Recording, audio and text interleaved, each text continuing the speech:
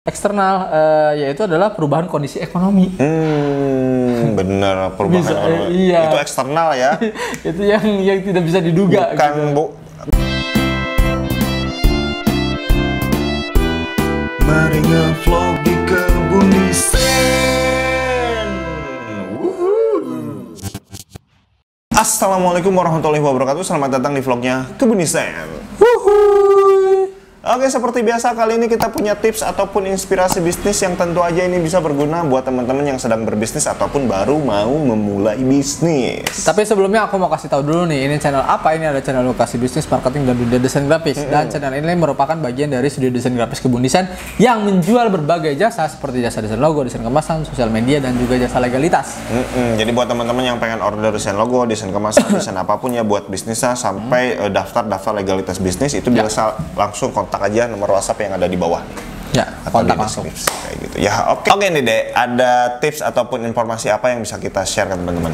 Ya, jadi tips kali ini adalah apa sih kendala di tahun kelima di dalam bisnis gitu kan ya. Kadang bisa naik, bisa juga turun. Kita nggak ada yang tahu gitu kan ya setelah 5 tahun ini. Kenapa patokannya harus 5 tahun? Karena dari 5 tahun ini udah kelihatan ideal naik turunnya. Iya. Di laporan grafik akhir tahun itu. Evaluasi yang cukup ideal lah ya, 5 tahun itulah ya. Ya, evaluasi yang cukup ideal dan apakah si bisnis ini bisa berkembang atau tidak itu dilihat dari laporan keuangan. Nah, dari laporan keuangan itu kita bisa ngambil sebuah keputusan gitu. Entahkah dari strategi manajemen bisnisnya, ataukah pembagian hasilnya, ataukah perlu kita merekrut karyawan lagi, ataukah kita perlu inovasi dari teknologi dan lain-lain. Itu sangat penting di tahun kelima ini.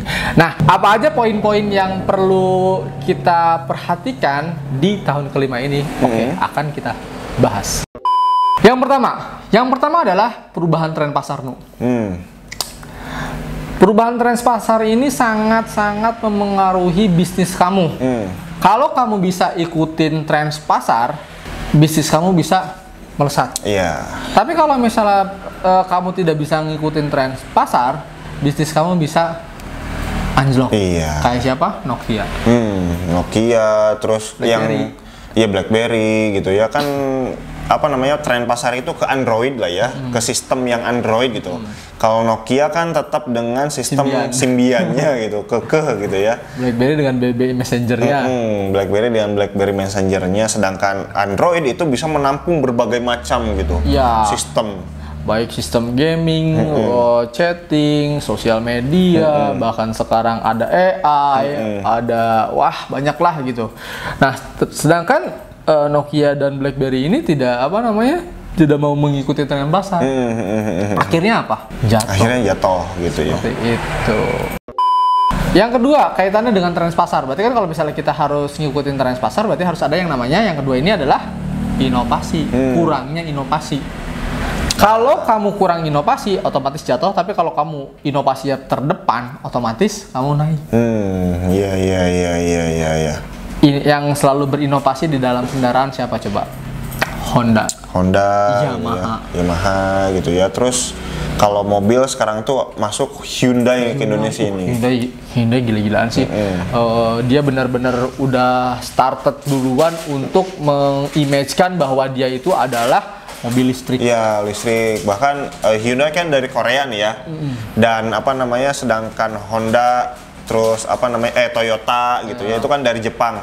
Dan kesan Hyundai sebagai pendobrak mobil listrik di Indonesia itu kan sangat jadi Kena lah gitu. Iya, kena banget. Apalagi orang-orang Indonesia sedang K-pop. Iya, gitu. Pokoknya kalau nyari mobil listrik yang bagus kualitasnya, Hyundai nantinya kayak gitu.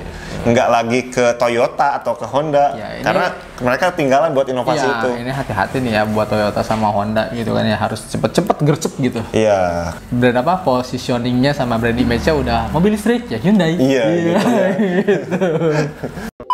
Yang berikutnya adalah masalah manajemen. Biasanya kalau misalnya ada inovasi baru pasti ada perubahan manajemen. Yang kadang misal si manajemen yang lama itu kekeh dengan udahlah kita pakai mobil kendaraan yang dari bahan-bahan minyak misalnya. Enggak, minyak udah ketinggalan, kita harus dari bahan-bahan apa namanya listrik gitu, berbasis baterai gitu. Nah, otomatis itu akan terjadinya konflik manajemen. Nah, ini sebagai founder itu kan ya, founder itu entah yang founder yang Honda, Yamaha, Toyota, itu harus bisa menengahi. Salah satu caranya mungkin apa? Bisa dengan mobil hybrid. Iya kan? Kayak Toyota kan walaupun ketinggalan dari Hyundai, dia di awal emang udah ada tuh mobil hybrid. Iya, dia meluncurkan satu inovasi mobil hybrid yang Toyota CHR. Iya gitu ya, yang apa namanya bombastis lah di pasaran Indonesia gitu. Betul sekali. Jadi itu pinternya lagi, ketika disabet sama si Hyundai, dia inovasi seperti itu. Iya, hybrid gitu. Dan itu cukup wah ya di Indonesia, yang bahkan yang apa namanya yang Innova Zenik tuh, yang apa namanya yang hybrid itu gokil tuh penerimaan pasarnya tuh. Senang mereka pasar. Apa ya? Itu diterima banget sama pasar seperti itu. Nah, yang berikutnya adalah masalah keuangan. Otomatis kalau misalnya ada sebuah inovasi, pasti ada uang yang dibakar. Iya nggak sih? Kalau kamu berhasil, berarti bisnis kamu akan naik. Tapi kalau misalnya kamu gagal di dalam inovasi tersebut, banyak sekali founder-founder atau stakeholder yang lainnya yang akan kecewa. Karena gagalnya produk kamu yang menghabiskan dana yang nggak sedikit. Iya. Ya tadi ya, dana perusahaan itu dipakai buat inovasi. Ketika inovasinya itu berhasil, berarti ya tujuannya tercapai gitu. Akan membuat berdampak positif kepada perusahaan. Tapi ketika ya hasil inovasi risetnya itu mengalami tren apa namanya gagal gitu ya, ya dampaknya bisa berakibat negatif gitu. Betul sekali. Nah, itu dari masalah keuangan. Ya kan ya. Nah, terus ada juga faktor eksternal, yaitu adalah perubahan kondisi ekonomi. Bener, perubahan ekonomi. Itu eksternal ya. Itu yang tidak bisa diduga. Bukan yang bisa dimanajemeni oleh kita, bukan yang bisa dikontrol oleh owner bisnis gitu, atau perusahaan gitu. Jadi misalnya, misalnya ingin membuat mobil listrik yang butuh kalau listrik litium ya. Nah, ternyata harga litiumnya itu di pasar ekonomi lagi mahal. Jadi kondisi ekonominya justru trennya itu sedang menurun, sedangkan mobil listrik yang hype itu harganya selangit. Kan agak susah gitu kan. Iya. Makanya itu harus perhatikan juga momen-momen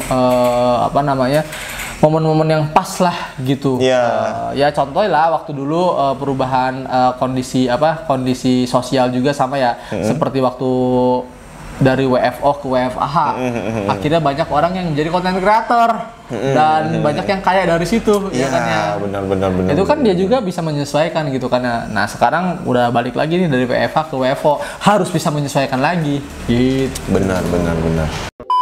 Ya, yang terakhir adalah kurangnya adaptasi terhadap teknologi. Ya, walaupun kita tetap berinovasi, ya tetap ya kita harus tahu teknologi apa yang terbaru gitu kan ya. Kalau misalnya sekarang kan ada AI misalnya, ya berarti kan mobil listriknya harus dipadukan dengan AI kayak gitu. Benar. Udah banyak lah mobil-mobil yang bisa maju sendiri ya. Bisa parkir sendiri bahkan gitu ya. Itu ya dampak bantuan dari AI, penggunaan teknologi baru kayak gitu. Oke, itu dia ya alasan di tahun kelima bisa turun atau bisa naik bisnis kamu. Jadi buat teman-teman yang sedang berbisnis di tahun kelima ini, tetap semangat, jangan pantang menyerah, sabar, struggle. Ya kalau misalnya punya exit plan lain segera dilaksanakan, ataupun punya planning-planning yang lain juga fokus terhadap planningnya. Ya, jika dirasa suka jangan lupa di like, di komen, di subscribe, dan jangan lupa juga di share ke teman-teman kamu supaya video ini bermanfaat. Serta kalau pengen mendukung kita itu bisa klik tombol dolar di bawah. Oke, thank you, sampai jumpa di vlog kita selanjutnya. Bye bye.